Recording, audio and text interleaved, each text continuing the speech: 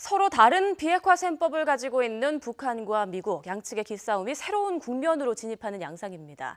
김정은 위원장은 사실상 연말까지를 협상 시한으로 제시하면서 미국에 대해 새로운 계산법을 가지고 나오라 이렇게 압박 수위를 높였는데요.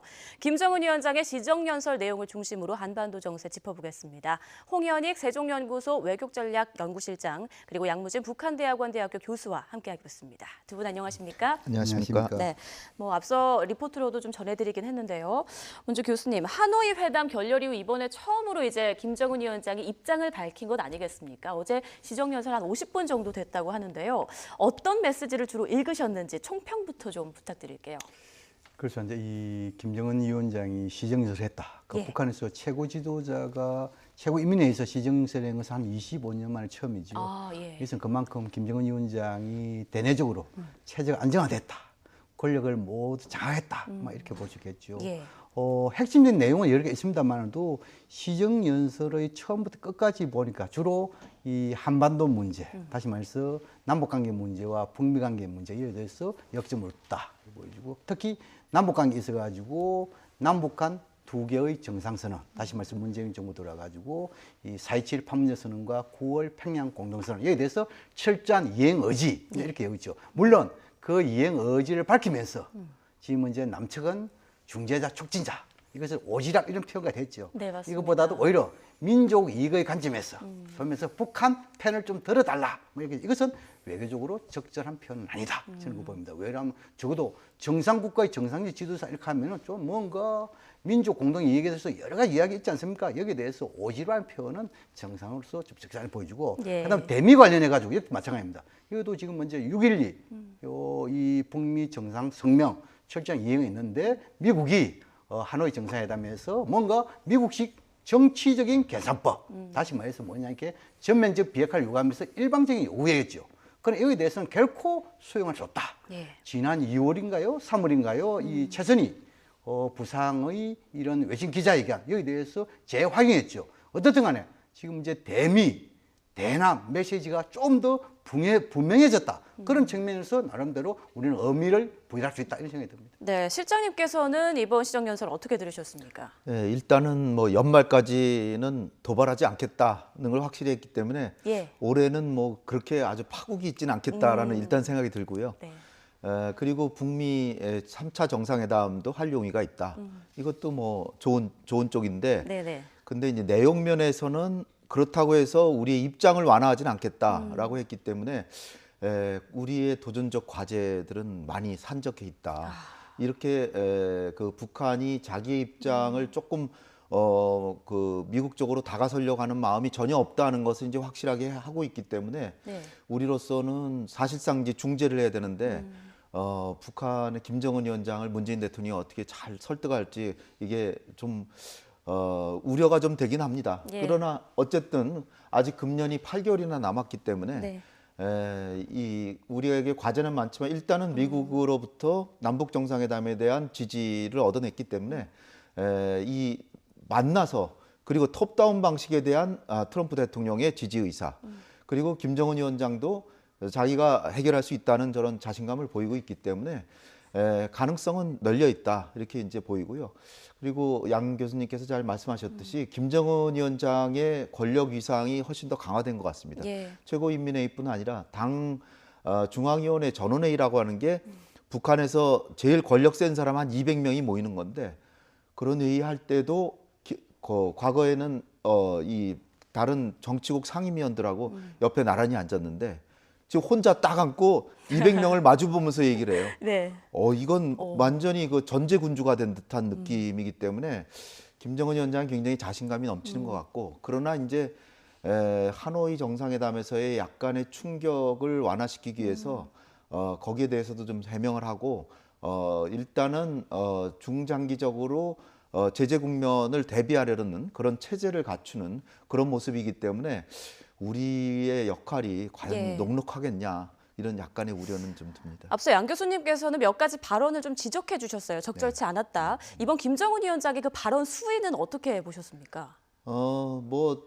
일단 그 미국의 태도에 대해서 비난하는 듯한 이거를, 왜냐하면은 지금 하노이 정상회담에서 트럼프 대통령은 김정은 위원장이 보기에는 신의를 저버렸다 이렇게 보는 거예요. 그럼에도 불구하고 트럼프를 지명하면서 비난하지는 않지만 사실상 트럼프가 정상회담을 할 정도면은 낮은 수준이지만 합의가 돼 있었는데 갑자기 목표 지점을 바꿔버린 거죠. 예. 그래서 이렇게 신의 없는 행동을 하는 미국에 대해서 상당히 이제 비난하는 논조.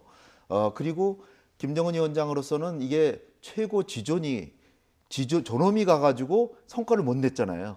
트럼프는 오히려 신의를 저버리고 미국에서 인기가 높아졌는데 자기만 피해를 본 거 아니에요. 그래서 이 내용 자체를 소상히 좀 밝히면서 예. 미국이 우리가 소중하게 여기는 체제 안보 요인은 전혀 고려하지 않고 미국의 요구만을 내놨기 때문에 이게 깨졌다라는 걸 소상히 밝혔고 또 우리에 대해서도 좀 섭섭한 마음을 예, 드러낸 거죠. 오지랖 맞습니다. 넓은 뭐 중재자 이랬지만 사실은 그렇다고 해서 남북 간에는 지금 북핵 문제 해결을 위해서 아주 실질적인 협의를 안 하잖아요. 진짜로 우리 정부를 당사자라고 생각하면 북핵 문제를 우리랑 협상해서 해결하려는 용의를 가져야 되는데 이거 북핵 문제는 미국하고만 해결하려고 그러고 그래놓고 또 우리가 한반도 평화나 민족의 미래를 위해서 중재하려고 그러니까 왜 나만이 중재자냐 이렇게 나오는데 그건 좀 어불성설이죠. 예. 사실 앞뒤가 맞지 않는 이런 얘기인데 그럼에도 불구하고 김정은으로서는 자기가 이제 자기는 잘했고 한국과 미국이 잘못했다는 얘기를 하다 보니까 좀 약간 그 과도한 얘기를 한 것이 아닌가 이렇게 생각이 됩니다. 네, 시정연설 내용 좀 구체적으로 뜯어보겠습니다. 자, 미국은 전혀 실현 불가능한 방법에 대해서만 머리를 굴리고 회담장에 찾아왔다. 그러면서 미국이 새로운 계산법을 가지고 우리에게 다가서는 것이 중요하다. 이런 말을 했습니다. 이 의도는 어떻게 보십니까? 이 김정은 위원장이 참 새로운 이런 용어를 잘 쓰는 것 같아요. 지난 신년사에 보면은 미국이 지속적 압박 제재한다면은 새로운 길을 모색할 수 없다. 그랬었죠. 이런 이야기하고 예. 또 지금은 이제 미국의 계산법, 지금은 이제 이것은 이 하노이 회담에서 이거 정치적 계산법, 이것은 탈피하고 새로운 계산법으로 나오라 이렇게 하는데, 근데 이 협상을 하다 보면은 상대방에게 새로운 계산법을 요구하면은 자신이 먼저 새로운 계산법을 내놔야 됩니다. 그래서 그러다 보면 오히려 더 설득이 있는데 자신은 새로운 계산법을 내놓지 않고 상대인 미국에게 새로운 계산법을 나와라. 이에 대해서는 좀 설득이 떨어진다 보여지고 어떻든 간에 김정은 위원장이 미국이 그 정치적 계산법이나 아마 이런 것 같아요. 지금은 이제 북미 간에 불신의 관계 있는 상황인데 그렇다면 불신의 관계가 신뢰 관계로 전하는 게 중요하다. 신뢰 관계로 전하는 위해서는 하나하나 점진적 단계적으로 예. 서로 이 합의 사항을 이해가면서 어느 정도 하나의 그 패키지로 있어가지고 이해되면 또 거기도 신뢰사면 다음 패키지를 가고 이런 단계적인 이런 건데 미국은 일방적으로 한마디로 뭐해서 있기는 선 비핵화 후 대북 제재 해제 이런 논리는 강도적인 논리다. 이것은 오히려 문제 해결로 가려는 것이 아니고 미국이 일방적으로 북한에게 압박 제재를 통해서 굴복시키는 계산법이다. 예. 이렇게 김정은 위원장이 인식하고 있는 것 같아요. 그래서 지금 이제 미국에게 새로운 계산법으로 나오라는 것은 북한식의 계산법을 호응해라, 수용해라 이런 것 같아요. 다시 말해가지고 하노이 이 정상회담에서 북한이 제시했던 소위 말해서 단계적 이런 부분이 있어가지고 영변 핵단지 이 부분에 대해서 연구 폐기를 한다 하면은 적어도 5개 정도의 민생 관련 대북 해제라. 이것은 북한의 입장을 수용하는 그런 뜻이거든요. 그래서 지금의 상황에서는 이것은 일종의 기사입니다. 기싸움이다. 그렇게 저는 분석을 합니다. 네, 일단 대화의 문은 열어둔 것 같습니다. 이제 3차 북미 정상회담 용의가 있다면서도 올해 연말까지 이제 시한을 못 박았단 말이죠.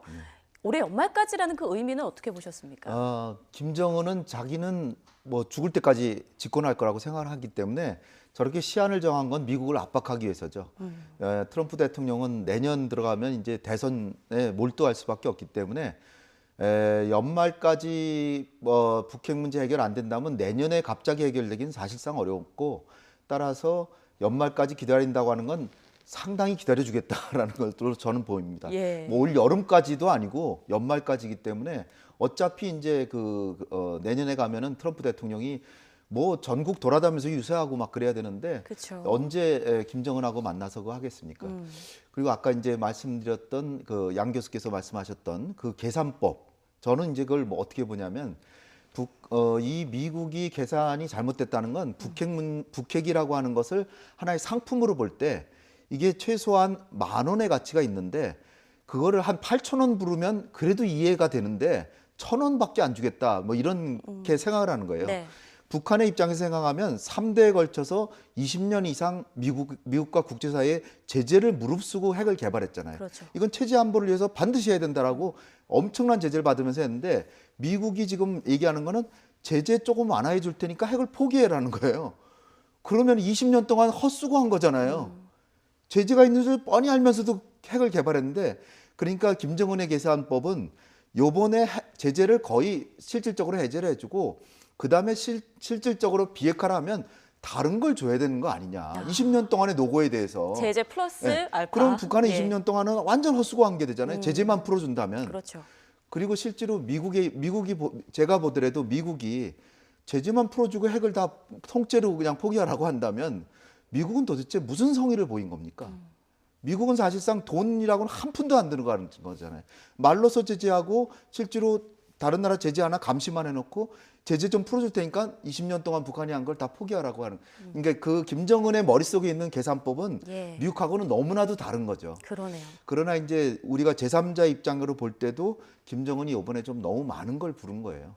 그 영변의 핵 정도를 포기하고 실질적인 제재를 다 완화해달라고 한 거는 미국으로 봤을 때는 김정은의 계산법이 좀 잘못됐다 이렇게 보는 건데 단 하나 제가 좀 트럼프 대통령한테 아쉬운 거는 그 요번에 영변핵을 포기하는 대신에 안보리 제재 5개를 없애달라 그랬다면은 그거 5개는 사실상 제재 전체를 해제해 달라는 거니까 2개 정도는 해제해 주겠다 이런 협상을 했었어야 되는 거죠. 예. 그런데 이제 코온 변호사만 머릿속에 꽉 차 있으니까 나 귀찮다. 빅딜 아니면 난 안 해. 이렇게 하니까 어떻게 보면 미국은 상당히 성의를 보이지 않은 거죠. 그래서 김정은 위원장이 볼 때는 미국이 이렇게 무성의한 태도 또는 신뢰를 저버리는 행동, 낮은 수준으로 합의해놓고 1단계 행동만 합의하기로 해놓고 모든 걸 합의하자 그러니까 미국이 신뢰를 저버렸는데 왜 한국이 중재자가 되냐. 미국이 잘못할 때는 잘못했다고 해야 되는데 이번에도 미국한테 가서 상의하는 모습은 바람직하지 않다. 이런 투정을 지금 하는 게 아닌가. 예, 말씀하신 것처럼 북미 간의 계산법이 워낙 다르고 차이가 있다 보니까 우리 정부의 역할도 중요해지고 또 양측에서 요구하는 바도 큽니다. 이번에 김정은 위원장이 이제 남측을 향한 메시지도 쏟아냈는데 그 내용이 중재자 촉진자 역할이 아닌 민족의 이익을 옹호하는 당사자가 되라. 아까 교수님께서도 잠깐 언급해 주셨는데요. 이게 앞서 최선희 부상도 이런 비슷한 말을 한 적이 있죠. 예. 그 말씀드리기 전에 이제 우리 그 홍 박사님께서 잘 말씀했는데 예. 이 계산법이 가지고 이 상품 가치에 대한 계산법이 있고 또 이슈 이용에 대한 계산법이 있을 수 있어요. 네. 다시 말해가지고 북한 입장에서 상품 가치에 의한 계산법 같은 경우는 영변 핵단지가 상당히 가치가 있다. 그렇다면 충분히 북한 입장에서는 민생 관련 5개 대북 제재 해제할 만큼의 가치가 있다. 이것은 뭡니까? 협상에서는 그렇게 볼 수 있어요. 그런데 정치적 계산법이라는 북한의 표현에 담긴 내용을 보면 예. 이것은 뭐냐니까 미국이 상품 가치보다도 오히려 이슈를 계속 활용하는, 다시 말해서 국내 정치에 이용하려는 것이 아니냐. 여기에 대한 의구심을 가진 거 아닌가 이런 생각이 들어요. 아, 북한 쪽에서요? 예, 그런 측면을 봤을 때 좀 뭐랄까 미국이 국내 정치 상황의 변화에 따라 가지고 자꾸 이거 협상의 목표라든지 협상의 내용을 바꾸지 말고 좀 문제 해결 관점에 나오너라 막 이렇게 촉구하는 거 보여주고, 그다음 에 지금 이제 김정은 위원장이 시정 연설에 있어 가지고 뭐 최선희 부상 이야기가 똑같습니다만도 맞습니다. 중재자, 촉진자 이런 게 아니고 당사자 나서라. 물론 이것은 뭐냐면 개념의 차이지만도 저는 이 개념에 있어 가지고 김정은 위원장도 좀 더 참모들부터 정확하게 좀 더 설명을 좀 들어야 될 것 같아요. 우리가 지금 이제 중재자라는 것은 뭡니까? 북미 간의 협상에 있어 가지고 중재자입니다. 북미 간에 좀 더 빠르게 대화를 해 주십시오. 이런 협상의 관계에서 그 중재자 아니겠습니까? 그렇죠. 그다음 이제 협상에서 또 내용이 있을 수 있습니다. 내용이라는 것은 뭡니까? 우리가 당사자로서의 내용도 있을 것이고 우리가 또 관계없는 내용도 있습니다. 예를 들어 가지고 북한의 핵 문제라든지 한반도 평화체제 문제, 이것은 우리가 당사자로서의 문제지요. 예. 그런데 북미 간에 있어 가지고 북미 간의 수교 문제라든지 또 미군의 유해 송환 발굴 문제라든지 북미 간의 스포츠 사회문화 교류도 이것은 우리가 당사자가 아니잖아요. 그런 측면을 봤을 때 때로는 우리가 뭡니까? 중재자가 있고 때로는 촉진자가 있고 또는 당사자가 할 수 있단 말입니다. 이런 부분에 있어 가지고 너무 개념적으로 접근하는 것은 예. 문제 해결에 도움되지 않다 이렇게 보여주고 그다음 지금 이제 김정은 위원장의 시정에서 우리 보고 당사자 나오는 것은 이건 이분법적인 이야기입니다. 이분법적이죠. 소위 말해서 북한 편을 들어주든지 미국 편을 들어주든지 이것은 뭐냐니까 협상의 국면에서는 적절한 요구사항이 아닙니다. 예. 이것은 뭐냐니까 이 편을 들으라는 것은 결국은 뭐냐니까 대립과 대결 국면에서는 할 수 있는 이야기입니다. 그런데 협상의 국면에서는 그걸 두고 우리 편을 써라 아니면 미국 편을 써라 이것은 적절한 편이 아니다 이렇게 보여지고 어떻든 간에 예. 우리도 이거 중재자 촉진자 이런 부분들 잘 알고 있단 말입니다. 그래서 지금 이제 문재인 대통령께서 한미 정상회담에서 계속한 이야기는 일단 북미 대화의 동력 모멘텀 이 분리살리는 게 중요하기 때문에 그런 측면에서 중재자의 역할 계속 이야기하고 예. 여기서 어느 정도 북미 간의 실무회담, 정상회담이 임박해지면 그때 가서는 뭡니까? 우리의 대안, 우리의 그 당사자 우리의 대안을 제시하는 것이죠. 그런 측면 봤을 때 당사자 역할을 할 수 있을 것이다. 예. 저는 그렇게 생각합니다. 자, 실장님, 네. 실장님께서는요, 지난주 이제 한미 정상회담도 있었고요, 이번 주죠. 네, 네. 그리고 이번에 시정연설 나온 것까지 봤을 때 네. 문 대통령의 지금 역할 앞으로 네. 어떻게 해야 될 거라고 생각을 하십니까? 그 오늘 도하의 그 뭐 모든 신문들을 보니까 예. 트럼프 대통령이 뭐 빅딜을 추구하겠다. 그리고 개성공단과 금강산강은 지금은 시점이 적절한 시점이 아니다라고 한 얘기를 전부 가지고 이게 한미 간의 이 저 협상이 잘 안 된 것 같다 이런 식으로 많이 얘기를 하는데요. 중요한 점은 트럼프 대통령이 이건 사실 외교적 결례로 정상회담 하기 전에 문재인 대통령이 배석시킨 가운데 미국 기자들한테 대답을 한 거예요. 예. 그러니까 문재인 대통령의 말씀을 듣기 전에 한 얘기들입니다. 그러니까 회담의 결과가 아니에요, 이거는. 지금 저 한미 정상회담 하기 전에 미국의 입장은 이겁니다. 이렇게 얘기한 거예요. 그러니까 지금 문재인 대통령하고 2시간 회담을 했잖아요. 예. 소규모 회의도 하고 확대 회의도 하고 그 오찬을 하면서 2시간이나 얘기를 했기 때문에 지금 트럼프 대통령이 머릿속에 있는 얘기가 아니거든요. 따라서 이거를 가지고 한미 정상회담의 성과를 평가하는 것 자체가 언론의 공정한 태도가 아니다. 물론 그 트럼프 대통령이 그 얘기한 건 맞습니다. 근데 정상회담 끝나고 나서 해야 되고 그리고 한미 정상회담이라 그러면 문재인 대통령께서도 질의응답을 해야지. 오죽하면은 마스터즈 골프 대회 우승자가 누가 될 것 같으냐 그거를 트럼프 대통령이 답변을 하고 있어요. 예. 문재인 대통령이 계신 데서 이거는 좀 외교적으로 차기에 한미 정상회담 할 때는 반드시 정상회담 끝나고 나서 문 대통령도 몇 가지 질문을 받고 이런 식으로 진행해야 된다. 저건 미국이 약간 좀 오만한 게 아닌가 저는 생각이 들고요. 그리고 그 내용 중에서도 우리 언론의 태도를 보면은 그 중에서 뭐 개성공단 금강산은 적절한 시점이 아니다라고 한 그런 것만 얘기를 했지. 이를테면은 스몰 딜 그 내용에 따라서는 할 수도 있다는 얘기를 해. 오히려 미국의 워싱턴 포스트나 지금 미국의 언론들은 그 점을 중시해서 트럼프 대통령이 상당히 유연성을 발휘했다. 이렇게 평가하고 있는데 우리 언론은 이미 빅딜밖에 안 하겠다. 뭐 이런 식으로 이걸 보도한다는 거는 예. 제가 볼 때는 상당히 좀 우리 언론이 좀 더 성숙한 언론이 돼야 된다. 공정성을 가진 언론이 돼야 된다고 보고요. 문재인 대통령은 그 대신에 중요한 것은 지금 현안을 타개하려고 한 거 아니거든요. 방위비군단금을 협상하려고 한 것도 아니고 예. 지금 미국과 북한의 입장이 너무나 벌어져 있으니까 자칫하다간 파국으로 갈 수 있는데 이거를 하루빨리 미국이 협상 쪽으로 갈 수 있도록 해야 되고 거기서 우리가 한반도 운전자론 차원에서 사실상 중재 역할을 하겠다. 그런데 트럼프 대통령이 한미 정상회담을 하고 나서 조속히 북한의 입장을 알려달라. 이렇게 했으니까 상당히 협상 쪽으로 물꼬를 바꾼 거거든요. 예. 저는 나름의 성과가 충분히 있었다라고 보고요. 그리고 이제 한미 언론에서 제일 최근에 많이 얘기한 게 뭡니까? 한미 간에 균열이 있다. 그런데 이제 트럼프 대통령이 한 얘기 들어보면 그 한미 FTA 협상 아주 잘 됐고 양측의 경제에 다 도움이 됐다. 방위비분담금도 잘 됐다. 그리고 역대 어느 시점보다 한미 관계가 좋다. 영부인들 관계도 매우 좋다. 하다못해. 그러니까 이게 한미 간의 균열 뭐 이렇게 한 것이 지금 문 대통령께서 굉장히 어려운 상황에서 중재하고 평화 촉진하러 저렇게 다니시는데 예. 1박 3일 얼마나 피곤하겠습니까? 근데 그러한 대통령을 지원해 줘야지 자꾸 흔들어대는 거는 누구의 국익이냐 그거죠. 예. 그러니까 제가 볼 때는 좀 힘을 실어줘야 되지 않을까. 우리 그 홍 박사님 말씀에 좀 더 이제 몇 가지 추가를 하자면, 뭐 홍 박사님 지금 말씀에 전적으로 저는 동감을 하고요. 특히 이번에 그 11일, 12일 한미 정상회담에서 방금 먼저 홍 박사님 말씀하신 대로 미국 입장이 변화되지 않은 부분에 대해서 상당 부분 평가하는 부분에 대해서는 물론 뭐 이해는 할 수 있지만도 그것이 전부 다 아니다는 걸 좀 깨달을 필요 있어요. 특히 지금 한미 정상회담에서 방금 이야기한 대로 한미 간의 동맹의 확고성, 여기에 대해서 양 정상이 인식을 공유했잖아요. 또 두 번째는 뭡니까? 한반도 문제에 있어가지고 대화를 통한 문제 해결, 더 나아가지고 탑다운 방식의 해결에 대해서 유연성에 대해서 공감을 했잖아요. 또 뭡니까? 비록 개성공단 금강산 재개 이 부분에 대해서는 조금 입장 차이가 있다 하더라도 인도주의적인 대북 지원 문제 이 부분에 대해서 트럼프 대통령이 나름대로 틈새를 보여줬단 말입니다.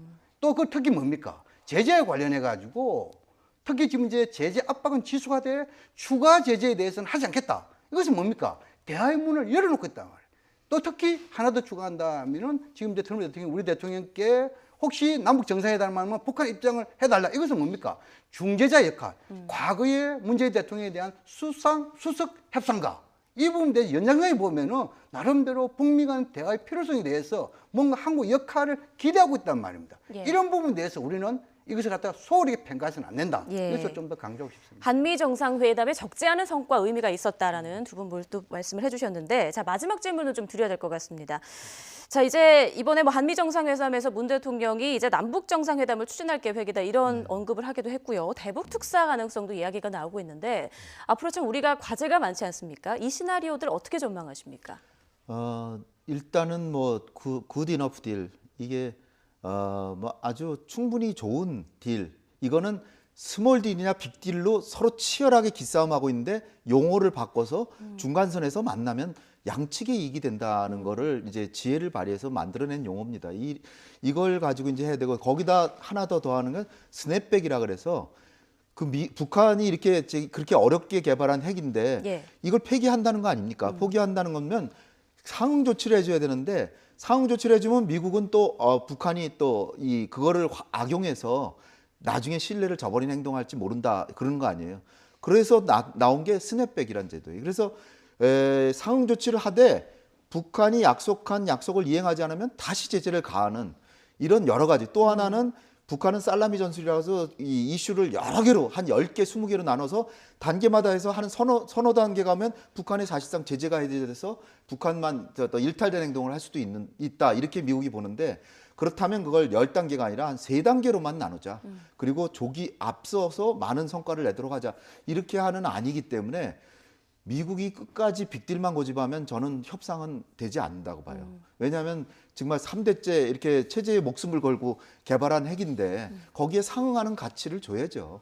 그렇기 때문에 우리 정부의 생각이 상당히 합리적인 중재안이기 때문에 예. 이거를 아마 트럼프 대통령한테 문 대통령이 잘 설명했을 것이고 그러면 한번 문 대통령의 역할을 발휘해 보십시오. 왜냐하면 그 정상회담 전에 기자의 질문에 남북미 3자 정상회담도 가능합니까? 그러니까 그건 김정은 위원장한테는 달려있다. 문 대통령이 역할을 하실 겁니다. 이렇게 얘기까지 했어요. 그 얘기는 남북 정상회담을 해서 김정은 위원장의 조금만 중간선으로 끌어나오면 북미 간의 실무 협상으로 이어져서 북미 정상회담 저는 한 몇 달 내로 될 수도 있다.